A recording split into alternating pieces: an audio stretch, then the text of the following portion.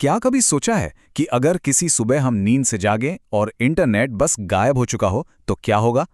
चलिए आज इसी काल्पनिक लेकिन सच कहूं तो बेहद जरूरी सवाल की तह तक जाते हैं। क्या हो अगर भारत 24 घंटों के लिए ऑफलाइन हो जाए? जरा सोचिए उस मंजर के बारे में। सुबह उठते ही सबसे पहले फोन उठाया और देखा कि व्हाट्सएप पर कोई मैसेज ही नहीं जा रहा। इंस्टाग्राम कह रहा है सर्वर डाउन, और नुक्कड़ वाले को चाय के पैसे देने के लिए यूपीआई किया तो वो भी बार बार फेल हो रहा है।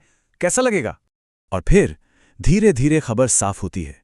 समुद्र के नीचे जो मुख्य इंटरनेट केबल्स बिछी हैं उन्हें जानबूझकर काट दिया गया है। ये कोई हमला है, कोई साजिश?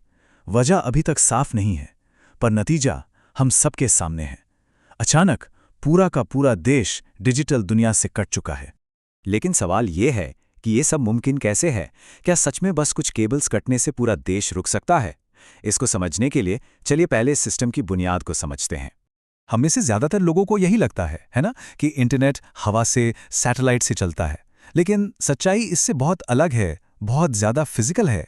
हमारी ये पूरी डिजिटल दुनिया असल में समुद्र की गहराइयों में बिछे फाइबर ऑप्टिक केबल्स के एक बहुत बड़े जाल पर टिकी हुई है। और ये आंकड़ा देखिए, ये सच में हैरान करने वाला है। दुनिया का 95% से भी ज्यादा इंटरनेशनल इंटरनेट ट्रैफिक इन्हीं केबल से होकर गुजरता है। इसका मतलब ये हुआ कि लाल सागर जैसी कुछ जगहें स्ट्रेटेजिक चोक पॉइंट्स बन जाती हैं। मतलब ये वो पतले रास्ते हैं जहां से कई देशों की केबल्स एक साथ निकलती हैं, और इसी वजह से ये जगहें बहुत ज्यादा संवेदनशील और हमलों के लिए एक आसान टारगेट बन जाती हैं। तो चलिए वापस चलते हैं अपनी कहानी पर। इंटरनेट बंद हो चुका है। अब पहले कुछ घंटों में क्या होता है? आइए देखते हैं कि कैसे छोटी छोटी परेशानियां देखते ही देखते एक बड़े राष्ट्रीय संकट की शक्ल ले लेती हैं। सुबह 6 बजे ज्यादातर लोगों को तो यही लगता है कि शायद उनका डेटा पैक ही खत्म हो गया है। 7 बजते बजते व्हाट्सएप और ऑफिस के ग्रुप्स में एक अजीब सी खामोशी छा जाती है। एक दूसरे से संपर्क टूटने लगता है। 8 बजे असली झटका लगता है, जब कोई भी डिजिटल पेमेंट काम नहीं करती। 9 बजे तक जिसको भी याद आता है वो कैश निकालने एटीएम की तरफ भागता है, और वहां देखते ही देखते लंबी लंबी लाइनें लग जाती हैं।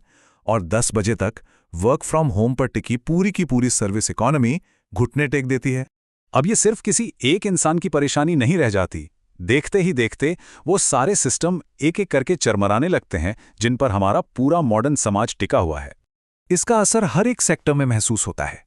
फूड डिलीवरी, कैब बुक करना, ये सब तो भूल ही जाइए। ऑनलाइन चल रही पढ़ाई लिखाई पूरी तरह से रुक जाती है। और हेल्थ केयर जैसा इतना जरूरी सेक्टर, वो भी बुरी तरह प्रभावित होता है, जहां टेलीमेडिसिन और क्लाउड पर रखे मरीजों के रिकॉर्ड तक पहुंचना एकदम नामुमकिन हो जाता है। स्टॉक मार्केट में ट्रेडिंग थम जाती है। सोशल मीडिया इन्फ्लुएंसर्स और उनके फॉलोअर्स, सबके लिए दुनिया में अचानक एक खामोशी, एक सन्नाटा छा जाता है। और ठीक इसी पल में हमें अपनी डिजिटल निर्भरता की असली और सच कहूं तो डरावनी गहराई का एहसास होता है। अब देखिए, जब जानकारी के सारे ऑफिशियल रास्ते बंद हो जाते हैं तो डर और अफवाहों को फैलने का खुला मैदान मिल जाता है। लेकिन इसी अराजकता के बीच में एक बहुत ही अनएक्सपेक्टेड मोड़ भी आता है। सही जानकारी ना होने की वजह से गलत सूचना जंगल की आग की तरह फैलती है। सीमा पर हमला हो गया, सरकार ने बैंक खाते फ्रीज कर दिए, देश में मार्शल लॉ लगने वाला है। मतलब जिसके मन में जो आया वो फैलने लगा और लोगों में दहशत पैदा होने लगी। तो एक तरफ बाहर सड़कों पर अफरा तफरी और बेचैनी का माहौल था, लेकिन उसी वक्त घरों की चारदीवारी के अंदर कुछ बिल्कुल अलग हो रहा था। जब बाहरी दुनिया का शोर बंद हुआ तो अंदर की खामोशी ने लोगों को एक दूसरे के और करीब ला दिया।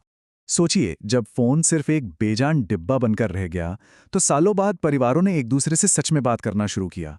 फोन की स्क्रीन पर चलती रील्स की जगह लूडो और कैरम ने ले ली, और व्हाट्सएप स्टेटस की जगह दादा दादी के किस्से कहानियों ने। ये एक तरह का जबरदस्ती का लेकिन शायद जरूरी डिजिटल डिटॉक्स था। और फिर 24 घंटे की इस डिजिटल कैद के बाद इंटरनेट वापस आता है। लेकिन क्या सब कुछ पहले जैसा हो जाता है? शायद नहीं। लोगों के मन में बस एक सवाल घूमता रहता है, और वो ये है कि क्या हम इंटरनेट का इस्तेमाल कर रहे थे या असल में इंटरनेट हमारा इस्तेमाल कर रहा था। अगली सुबह फोन पर हजारों नोटिफिकेशन की बाढ़ आ जाती है। जिंदगी वापस नॉर्मल पटरी पर लौट आती है। सब कुछ पहले जैसा ही है, लेकिन दुनिया को देखने का जो नजरिया है वो हमेशा के लिए बदल चुका है। तो इस एक दिन के संकट ने हमें एक डिजिटल राष्ट्र के तौर पर कौन से 5 बड़े सबक सिखाए? चलिए एक एक करके देखते हैं। पहला, हमेशा अपने पास कुछ कैश जरूर रखें। डिजिटल पेमेंट पर 100% भरोसा करना ठीक नहीं। दूसरा, अपने सबसे जरूरी दस्तावेजों का एक ऑफलाइन बैकअप हमेशा तैयार रखें। तीसरा, परिवार और दोस्तों के कुछ अहम फ़ोन नंबर याद कर लें, क्योंकि बिना इंटरनेट के फ़ोन की कॉन्टैक्ट लिस्ट भी बस एक लिस्ट ही है। चौथा, और ये सबसे अहम है, हमें ये समझना होगा कि डिजिटल इंफ्रास्ट्रक्चर की सुरक्षा अब राष्ट्रीय सुरक्षा का ही एक हिस्सा है। और पांचवां, हमें ये मानना होगा कि इंटरनेट अब सिर्फ कोई लग्जरी नहीं, बल्कि पानी और बिजली की तरह एक बुनियादी ज़रूरत बन चुका है।